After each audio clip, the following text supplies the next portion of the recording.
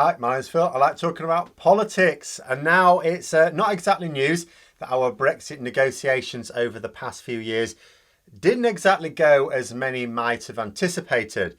But a short paper written by someone who is involved in labour relationships in the EU presents a checklist of what they consider essentials when embarking on any negotiations. Now, I think it's hard to argue against them and impossible to hold them up to the Brexiteers' antics and conclude anything other than we didn't tick a single box, which maybe that's why Brexit is a bigger mess than it really needed to be. But first, if you'd like to be notified of daily news and politics, please subscribe to the channel and click the bell notification icon. So as far as I'm concerned, the picture looks like this. There's a certain chunk of the population going, we didn't want Brexit. We said we didn't want Brexit. It's a complete mess. We demand that people acknowledge this. On the other hand, you've got another group of people who went, well, I did support Brexit. It's turned out to be a colossal mess. But you know what? I don't really want to have to admit it was a colossal mess. So then you have other little people going, well, it didn't have to be this much of a mess. You had the right idea. Your idea wasn't stupid. It's just been messed up by Boris Johnson. You know, he's a total arsehead. And really it's the implementation that's the problem. There's never the implementation. The implementation has made it much worse though. However, I'm willing to go with that. If that's what unites enough people against this, I'm willing to say, do you know what? It has been monumentally cocked up. And this sort of thing helps to explain it. There's this short paper, which I'll link below, on conducting negotiations by a Tom Hayes, which has a number of points of interest. I particularly grimaced when it described how Theresa May couldn't actually explain to the other EU leaders what Brexit meant exactly. Brexit means Brexit. Oh yeah, what does that mean then? When Merkel asked her what she wanted, May responded by saying, make me an offer. No, Merkel explained. It's the UK that's leaving, so the UK needs to make the offers.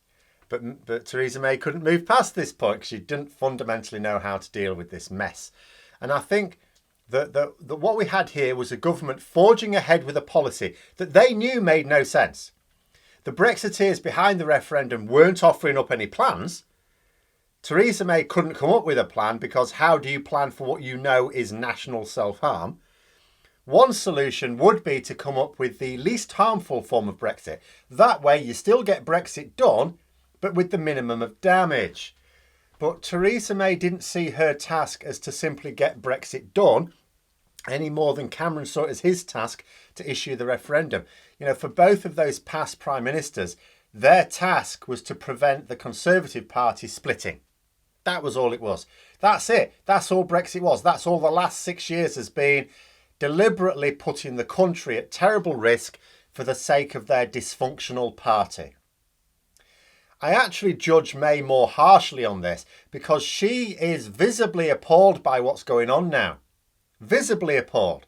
With Cameron, he was against leaving the EU, sure, but he doesn't care. He got to be Prime Minister, he won a majority in an election, his legacy is secure amongst the small number of people whose opinion he cares about. He couldn't care less about the damage Brexit is doing to the country because he's all right. In fact, he's doing rather well out of it.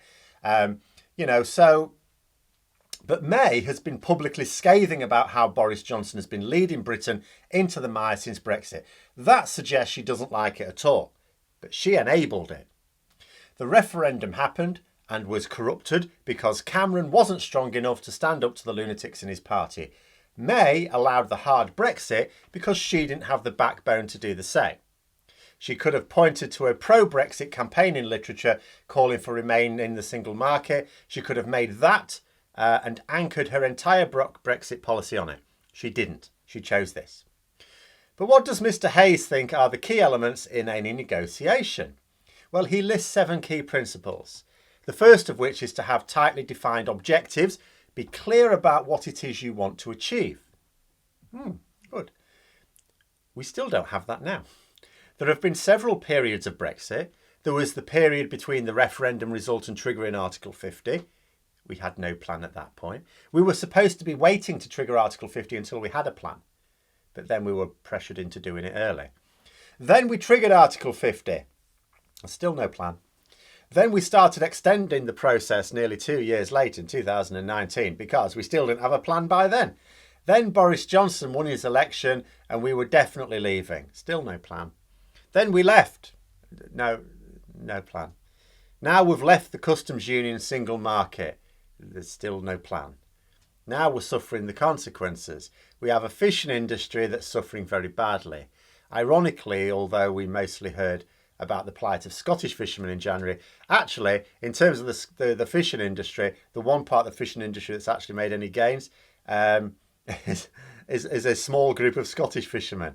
It's quite polarised because it's very easy for political parties in Scotland to attack Brexit the strongest because there's not a great deal of support. There was a significant amount of support in Scotland, but it was a minority support, you see. In reality, the only beneficiaries of Brexit in the fishing industry are actually Scottish, ironically. But most of the fishing industry, including in Scotland, has actually seen net losses. Problems selling their catch and so on. We've had other businesses have to reduce trade or lose it altogether. We've now got massive shortages due to the loss of EU workers hitting agriculture, food distribution, hospitality. And this is just the start. We literally have Brexit shortages in supermarkets. We still have no plan. And I don't mean we have no overall plan. Of course we don't have an overall plan. We have no plan for even individual elements of it. I can't point to a single aspect of Brexit for which I can confidently say we've got a plan for that. The second thing he said is build a competent team who know their subjects to the last detail. Well, let's see now. Our first Brexit secretary, the guy leading the negotiations originally, David Davis, nearly went to the wrong country for our negotiations and didn't take any notes at all with him. All right, off to Berlin. No, Berlin's in Germany, David. Yes, we're going to negotiate. No. Brussels is in Belgium. We need to go to Belgium. What? Sometimes it's in Strasbourg. That's not in... No, that's not... We're not going to Germany, David. It's not... No. Totally unprepared. Then our second one, Dominic Raab, didn't realise that Dover was important for our trade. The negotiations were eventually taken over by a former whisky salesman called David Frost, who has since admitted that he didn't understand the consequences of the deals that he was arranging. So I don't think we get to tick that box either. Third, he said, pay close attention to structure, process and procedure. Again, we're now trying to maintain that the Brexit deals we signed up to aren't what we thought we were signing up to. I need to say no more on that one. The fourth was to build a consensus amongst all your stakeholders and constantly keep them informed and updated. There should be no surprises, he said.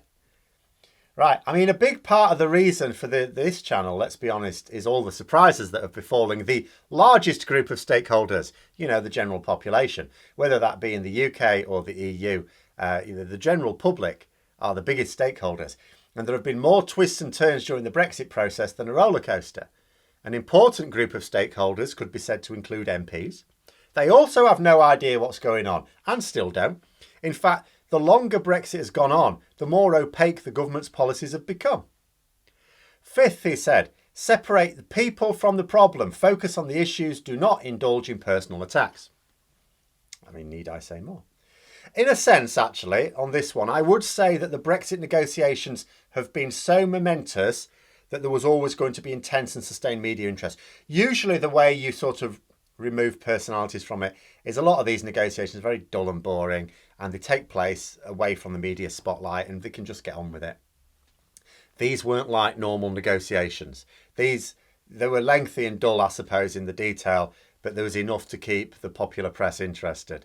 Today we agreed that we should have chocolate hobnobs for the next meeting. It's not the sort of thing that's going to have journalists hanging about outside, but when it's something like Brexit, it's been fairly fast and furious by the compared to normal negotiations, and it's been completely insane. There's been plenty to talk about. So there is an element, I would say, whereby ministers were always going to have to comment regularly on things, that even a government acting in good faith was never going to be able to separate things like that out. But they did have a choice about the personal attacks. Then his sixth suggestion for successful negotiations was to always agree what has been agreed and keep proper records. Well, Boris Johnson can't even agree with what Boris Johnson has agreed.